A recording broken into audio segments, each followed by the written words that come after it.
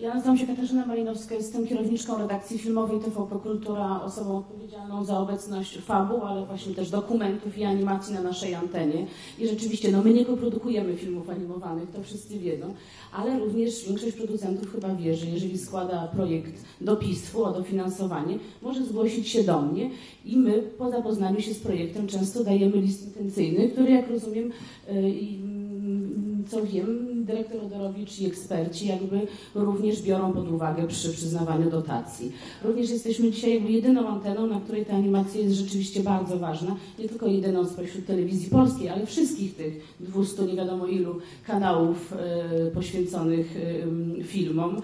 I mamy co najmniej dwa stałe pasma poświęcone animacji. Jedne w czwartek o godzinie 18:20, drugie w niedzielę o 23:30 i tam robimy premiery najnowszych polskich filmów animowanych. Tam pojawiały się praktycznie wszystkie filmy nagradzane tutaj w Krakowie, również te robiące kariery za granicą, typu Zige Nord, Drwal, najnowszy film Ewy Borysewicz, ale również filmy starszych twórców, pana Skrobeckiego.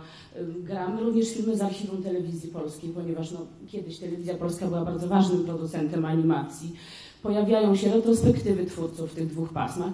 Często też sam film animowany pojawia się jako przerywnik naszego programu. Rozumiem, jest to mniej satysfakcjonujące dla twórców, ponieważ trudno go znaleźć, ale jest on tam, są odprowadzane z tego przecież jakby zaliksy czy zapy. Natomiast jeżeli chodzi o premiery, one w każdym miesiącu pojawiają się na naszej antenie, głównie w tym naszym paśmie w czwartek o 18:20.